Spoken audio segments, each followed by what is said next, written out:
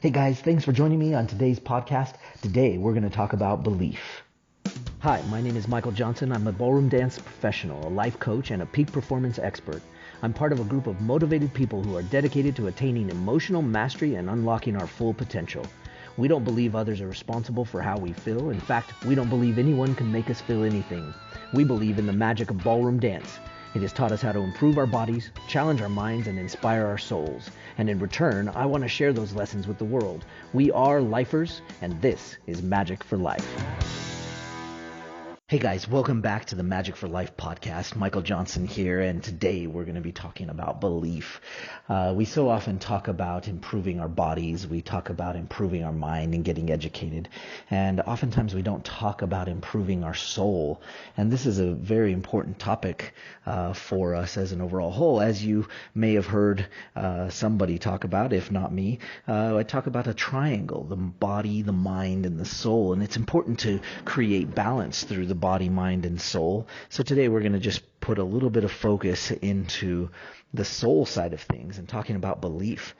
Belief is so powerful, and it determines so much that goes on in our life. And sometimes you wonder as you look around why you might have something or why you don't have something. And if you dig deep, you might find that it has a lot to do with, and maybe completely to do with, your belief about the subject. If you don't have the amount of money you'd like to be having in your life, what is your belief around that subject? If you don't have the love of your life or the relationship that you'd like, what is your belief surrounding that subject? So belief actually comes into play in so many ways. Obviously, we want to have balance between the body, the mind, and the soul. But again, we're going to talk a little bit about belief. Now, there's so much to discuss in the topic of belief, but I wanted to start with a quote that I love, and the quote is simple. It's the first step before anybody else in the world believes it is you have to believe it. Now that's an interesting idea. And when I heard this for the first time, it resonated with me so well. I loved the idea, and it's become part of our culture here at my studio, and it's become part of the culture that we're creating of lifers and dancers. We have this intention. We want to believe the thing that we're going after. And sometimes that's harder than you might think. And you've probably experienced this, I know I have, where you're going after something, but in the back of your mind, you kind of just think, there's no way that that's going to happen. And this, according to the law of attraction, is super detrimental in your world, because your subconscious will listen to what it is that you're going after. And so the law of attraction is not discerning. So if your conscious mind is going, I want this, but your subconscious mind is going, I don't really want that. No, it's going to not be good. So then it's going to be pretty hard for you to attain. I'd like to tell a little quick story about this idea of believing. You have to find a way to believe in the target, in the goal, in the direction that you're going. And if you can believe in that, so many amazing things can happen.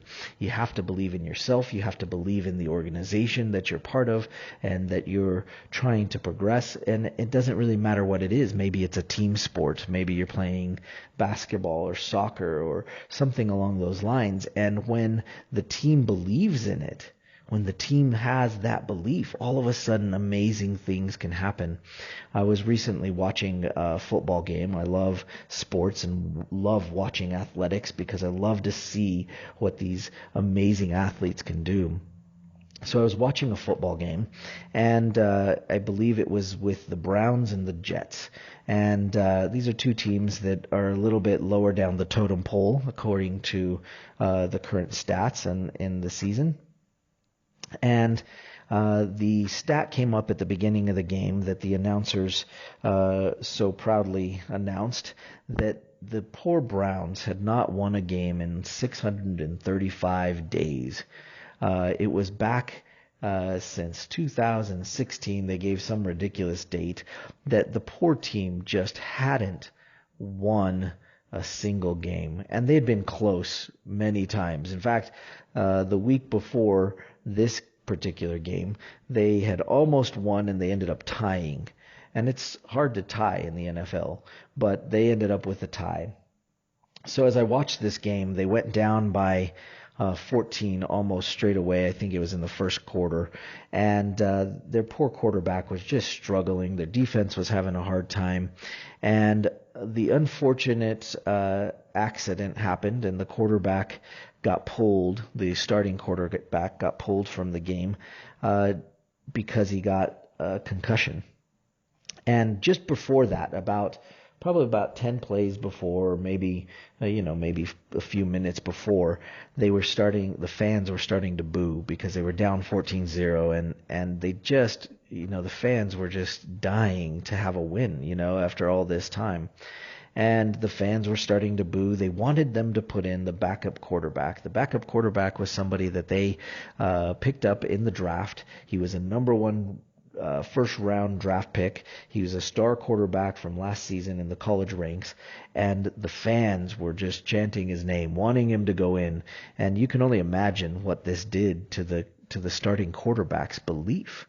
And as the time went on, the starting quarterback just was not able to produce. He wasn't getting it out there, and you could see that not only had the fans lost belief in him, but so had the players. So had his teammates. His linemen that were supposed to guard and protect him were doing worse and worse as the time was going on, to the point where he got hurt, he got sacked, and something happened, and he got pulled out of the game due to having to protect him from concussion, and so they went to start to check him out. As that happened, they knew and all of a sudden realized that there was no longer a question for the coach as to whether he was going to put this backup quarterback in or not. It was now a matter of necessity. And it was amazing. I watched this backup quarterback. Here it is, his chance. This now professional athlete, this high level, high experienced athlete from college. Now he was going to get his chance. And you could hear as the fans held their breath, just hoping and just, they're just praying for something better to happen than what was happening. And that quarterback ran out onto the field for his first set, and you could hear the audience just go nuts. They were so excited to have this new opportunity. And the quarterback goes out, and within the first, he hikes the ball, and in the first play, he throws this bullet of a ball strike right to his intended receiver, and you could just hear the audience just went nuts. This whole crowd just went nuts. So he nailed his first pass, and then he sets up for his next play, and he nails the next receiver just with a bullet of a pass. And the audience goes nuts, and you could feel, just in watching the game, you could feel his teammates all of a sudden gained this new belief around this star rookie quarterback that had so much promise, but maybe wasn't even going to get to play this year, as according to intention. And this rookie quarterback, just little by little, started gaining more of the crowd's belief. He started gaining more of his players' belief, and shortly after, as the game progressed, you could hear he even gained the announcer's belief. The announcer started talking about him and going, yeah, this is what we expected from this first-round draft pick, and of course he has this experience. He did so well in college, and they're singing his praises. And the audience and that was there at the game, we were just going nuts. The football players, you could see there was a newfound belief in his line, the guys that were supposed to protect him, and all of a sudden they started holding that line a little bit better. He stopped getting sacked as much. He was getting the ball out quick. They could feel that they had less time that they had to protect him because he was quick on the draw. And little by little, this belief through the game started building, and you could feel the other team starting to go, wait, what's happening? What's going on? And they eventually, in the second half, they got a couple field goals because that quarterback started getting his wings under him, and he got down, got a couple field goals. Next thing you know, they they get the ball again towards the last quarter. They marched down the field. They scored a touchdown. And the touchdown was awesome, right? Just a straight up running touchdown. The team was gaining belief. The audience was gaining belief. And they decided to go for 2 because they needed to catch up and tie the game. And so after you make a touchdown, you go for 2 points, or you can kick the field goal and get 1 point. So this particular scenario, they wanted to go for the 2 points by scoring another touchdown. Now, typically that's very hard in this scenario. So they ran this play, and they made it look like they were going to run it in with one of their running backs, and the quarterback, this rookie quarterback, star sensation, kind of pops out, and he kind of runs the end zone. Nobody's paying attention to him. His running back came around the backside and threw him the ball to score that touchdown to tie the game. And you could just feel it. The announcers were going crazy for it. The crowd was going nuts because it was their hometown crowd, and they could taste it. They could taste the victory on their doorstep because this belief was starting to build and get bigger and bigger. And they went on to, the other team got the ball back. They came down, they scored a field goal, so they held them to 3 points. And now all of a sudden, here they are in the last portion of the game, and they go down and they scored another touchdown. And here they are in the lead. And now all they had to do was finish it off with some defense, and they won the game. And this was like the crowd was just going nuts. They were going crazy. The team was going crazy. The star quarterback, rookie quarterback, his first NFL game, he marches this team to victory, and it was a long earned victory. 635 days. What is that, like 2 years? And they hadn't won a game, which is really, really horrible for an NFL team. So what happened here? What happened in this moment? The team rallied behind him. Well, why didn't they rally behind that first quarterback? What was going on? Why didn't that happen? Well, this quarterback came in with such a belief, He came in, and I didn't get to hear the interview after or anything, but he was waiting. This was his shot. This was his moment, and he was ready. He's been preparing his whole life for this one moment where he could come into the game and he could be the champion. So he came in with so much belief. He trotted out onto the field with so much belief. And really, he just needed to make that first pass. And in this moment, that was it. The first step before anybody else in the world was going to believe it was he had to believe it. He had to believe that he was the one that was going to save the game. He was going to bring this team out of their slump, and he believed it. He believed it with all his heart. And as he believed it, the team around him started to rally, and they believed it. And as the team rallied around him, the crowd rallied behind him, and they started to believe it, because that first step before anybody else in the world believes it is you have to believe it. And this is huge. I've had so many experiences with this along the way in my teaching and my coaching, that it gets harder and harder to deny the power of the belief that you can have for what it is that you're going to do. So I want you to think about something that you've wanted to do in your life. Think about something that you've been putting off. Think about something that you're working on maybe now that you haven't accomplished yet. And understand that the power of your belief is determining the power of your results. And so look at your result. If you've been going after this thing that's so important to you, look at your belief. Ask yourself, where do I stand? Do I really believe it, or am I trying to convince myself to believe this thing?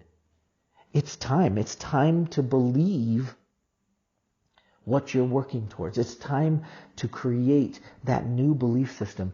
And you might be asking yourself, well, okay, that's great. I understand how I'm supposed to believe, but how do I do that? If I'm in a place where I don't quite believe, where I don't quite feel it, how do I get myself into that next phase where I do believe it, where I believe it unequivocally, where I believe it so much that the people in my world that might try to pull me down, crab in the bucket theory, might keep me holding me back from accomplishing what I'm after?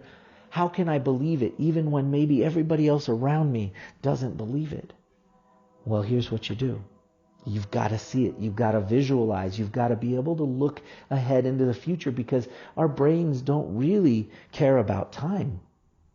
So look in your head, look in your soul, and ask yourself, what is it that I want? And now go and look at it and visualize it and believe it. You've got to take some time to construct that belief in your mind. What does it feel like to have accomplished that goal? What does it feel like to believe it unequivocally, to the extent that nobody could tell you that it wasn't going to happen? What can you do to visualize that? What can you do to really see that in your mind's eye? Feel it in your head, in your body, in your soul, and see it as if it was already happening, and believe that you can accomplish it. You have to find the belief.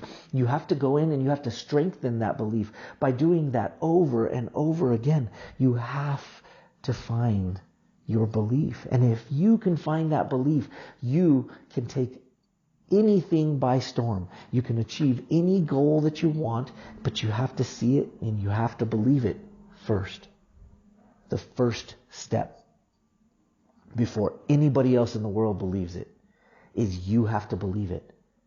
And I can tell you right now, just off of my experience, personally, in the competition days that I was competing and dancing out on the floor with some of the best dancers in the world,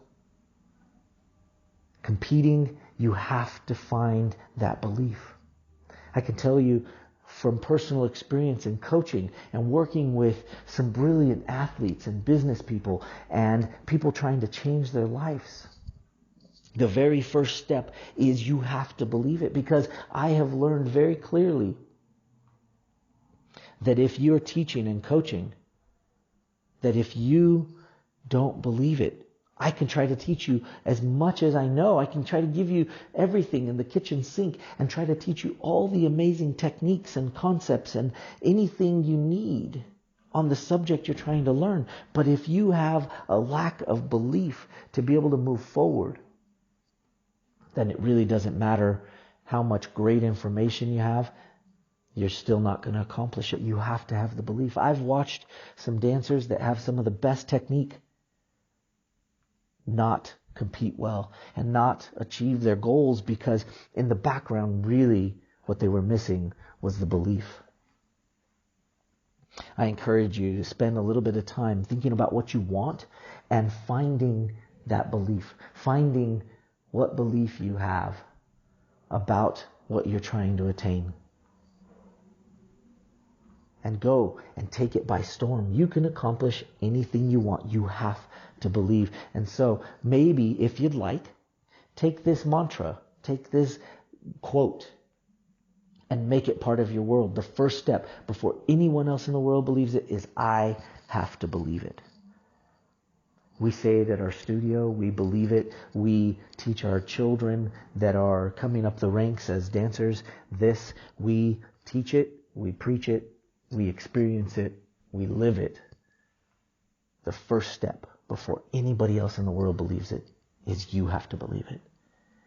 Get to it. Go find your goals. Go make it happen today and find that belief that you need.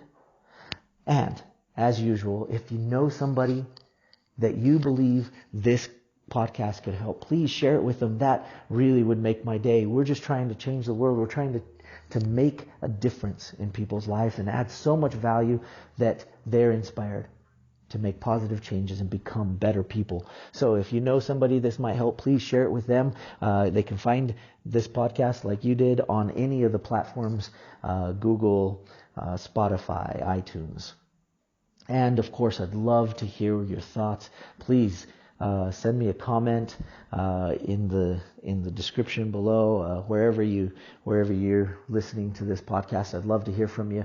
If you have any questions, please let me know, and we'll talk more about some of this stuff. If you're really enjoying it, let us know. Please let us know. Anyway, the first step before anyone else in the world believes it is you have to believe it. We'll see you on the next podcast. Are you loving Magic for Life? Please like and share our podcast on iTunes or wherever you listen to your podcasts. Want more magic for your life? Join me for some great Facebook Lives on the official Facebook page at Michael A. Johnson Official.